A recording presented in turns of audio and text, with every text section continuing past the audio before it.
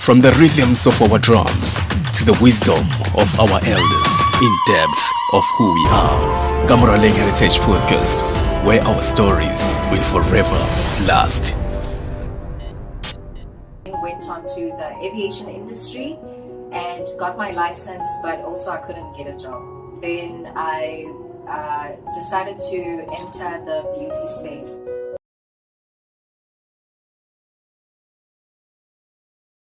Dumelang Abshane, welcome to Kamoraleng Podcast. Today we are here at the Blend Wellness at the Mall of Tembisa, Escotini, 1682. Coming live from Escotini, chill out, 1685 Ivory Park. We have got a pioneer here, a pioneer of note, the visionary, a young visionary, who will actually be joining us today. We'll be talking to him about her journey and how he started. Malik, you're welcome. Introduce yourself. Tell us briefly about yourself. Awesome. Thank you so much, Mr. Monyai, for having me. My name is Guguletu Masondo. I'm an entrepreneur, an esthetician, and founder of the Blend Wellness, an award-winning medical aesthetics and wellness brand in Mall of Tembisa. So maybe to tell you a bit more about how I started. All right, so we started in a caravan, a very small caravan. We converted it into a spa van, and I was doing mobile treatments when I started until I got to a point where I branched out and moved to Mall of Tembisa. Wow. Yeah. Don't forget to subscribe and like us. And Gugu, tell us exactly, we see in Dondola, AMA awards that you have actually awarded, bestowed with for your business and the well done job that you're doing in the space of beauty and health. Tell us more about it.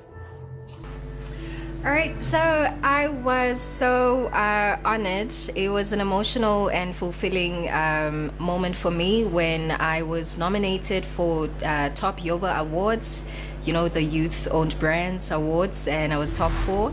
And I was also nominated for this award. This is a T award, Township Economy.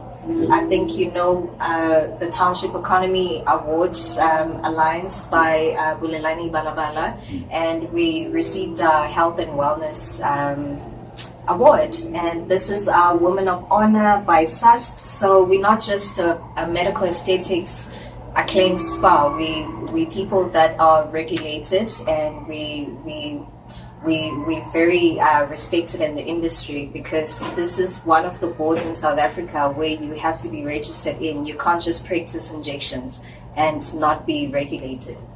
So yeah, and that's the certificate as a finalist. That's my SUPS accreditation certificate.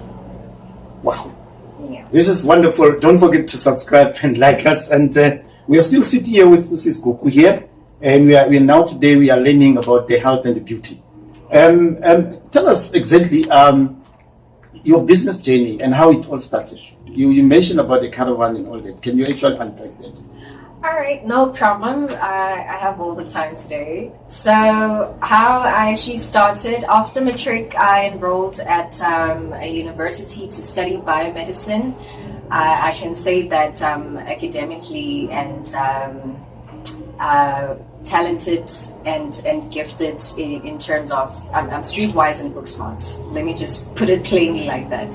And I couldn't complete my degree. I then went on to the aviation industry and got my license, but also I couldn't get a job. Then I decided to enter the beauty space. So you know, in the beauty industry has a lot of unpacking. We are a bit behind compared to other countries in the world. So I got my diploma, but I thought it wasn't enough, and I went on to just study how other esteemed entrepreneurs have made it. Big brands in the spa space, like maybe I can name a few. So they who I've went there to just do my hours, because you need to do experiential hours before you graduate. This is a field where you need to really work on your hands and be able to master all the treatments, you know. So from there on, I thought, how about maybe I can just try to register my business. This was 2017. Then 2018, I just started to do mobile treatments whilst I was still at school. So after school, I would do mobile treatments. Then I got introduced to the industry. I'm doing experiential hours, so I've got experience before I even graduate, which is something most young people struggle with. After getting your paper, you don't have experience, and now you don't have an opportunity to work in a place where you've always dreamt of. So I had all of those skills before I could graduate. Then after graduating, I thought, let me just take this on. I'm young, I'm passionate. But passion doesn't pay the bills, but we'll get there. I'm young, I'm passionate, I'm talented, I like what I'm doing, so let me just register the Blend Wellness and see how it goes. So it wasn't all shiny, it was all ugly. But then obviously you start ugly, then you get to where God has destined you to go. Well, you start ugly, but you better. Along the way, you'll actually improve along the way. You learn all from the best. Don't forget to subscribe and like. Tell us exactly about what are the key principles of your business that upholds your business. Okay. Yeah. So the key principles in my business, I would say innovation, and also being a niche in the township, because we're one of the first medical aesthetics in Tembisa.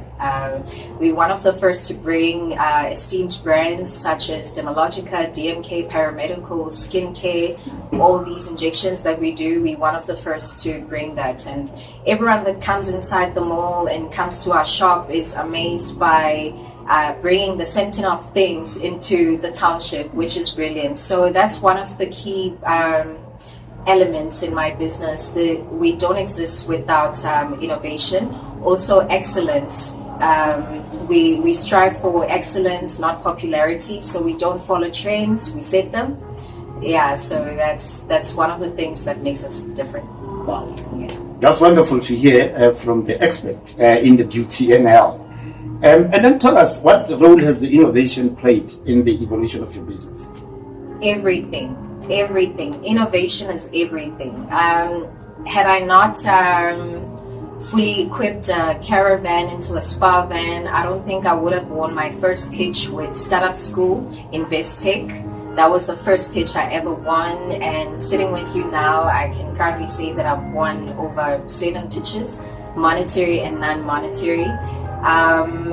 Innovation to me means coming up with something that has not been seen. Obviously in the industry that has been existing before you were even born. What we have right now is subscription for facials. So did you know that you can actually have something similar to a medical aid cover for your facials? You don't have to always pay for facials when you afford it.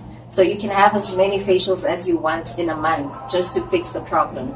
That's one of the things that are not in the industry right now, and I'm proud to say I'm innovating that.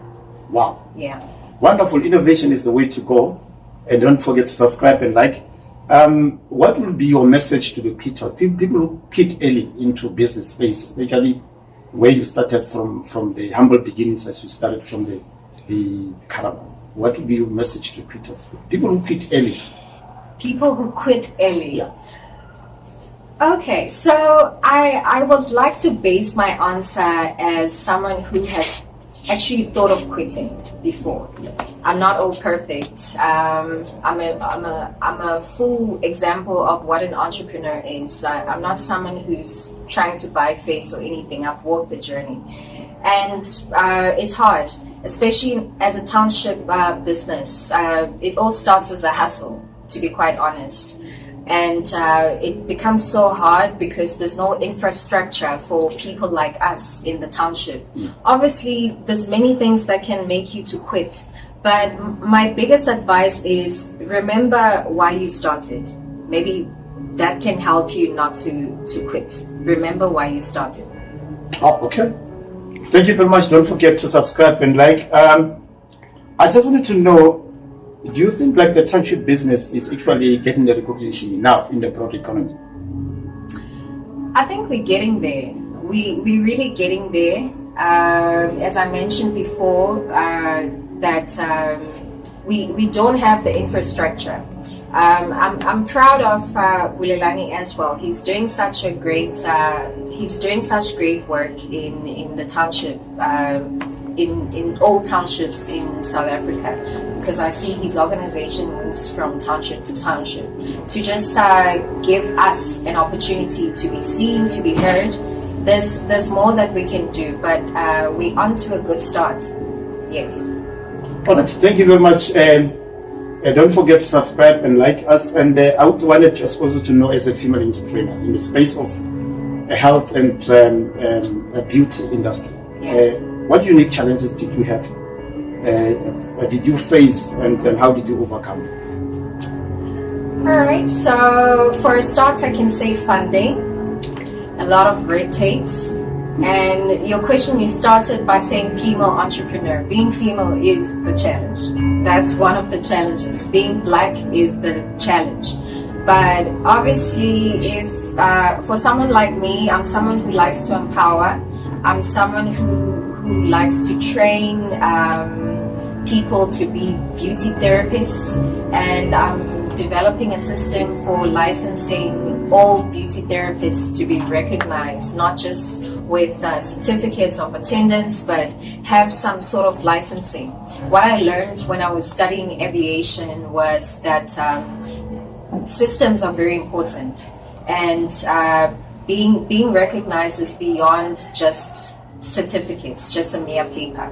And with us, people that use our hands to treat people, make them feel and look good, it's very important to have that stamp on in terms of licensing. So it's something that we don't have in the beauty industry in South Africa. So being able to regulate that industry, that is one of my goals. Together with the army that I'm building, I literally have people behind me, people besides me, who I'm training so hard to be the standard of the Blend Wellness. And together we are able to just achieve and, go to heights, from one height to another. I cannot do it alone. So that's why I think the Blend Wellness is not just a health and wellness brand, it's also a movement. All right, thank you very much. Don't forget to subscribe and like. And what would be your advice to the young women who aspire to build their own businesses? All right, for someone young, I'm also young, but I don't know anything else besides developing your own business from scratch. I never had the resources. So my advice would be, start anyway. You can start ugly. You can start without anything, but if you have the grit, if you have the skill, if you master your systems, you are able to start. You don't have to have everything figured out for you to start. Just start anyway. Okay. And then tell me furthermore, what important is mentorship for women entrepreneurs? Especially you've been mentored by one of the pioneers in the township space. Yes, thanks for that question. The importance of mentorship, I can say it's extremely important. If I didn't get mentorship from one of the pioneers, Umaswane, if I didn't get mentorship from the Grace and Michelle Trust, who I'm also now a master mentor, I'm mentoring other young entrepreneurs. If I never had that as foundation, I think it could have taken me more time to get to where I am now. So having a mentor, having mentorship, it's very important. I cannot stress it enough. You don't know everything. There's people who have walked the path before you were even born, as I mentioned previously. So learning from those people, that's very important. It's very important. Okay, tell us, and what is your next big goal in this industry? Okay, my next audacious, big, scary goal in this industry would be licensing the professionals in the industry. There's a lot of unregulated courses in the industry. There's a lot of courses that are also undergoing deregistration. There's a lot of qualifications that don't even meet the national benchmark. So having the licensing system, I think it's one of the most innovative ways. I have an aviation license, so no pilot can drive a plane without a license. No truck driver can drive a truck without a license. So no beauty therapist should touch a person's face or body without a license. I think, and I'm also scared because I haven't copyrighted the idea, but I've had it for so many years, and I'm just hoping that I'll get the strength to just forward to the right people in the regulation tables. We need licenses, not just certificates of attendance, not just certificates that are 6 months. The beauty industry should gain its power again. We can't let people derail or look down on beauty therapy. It's science.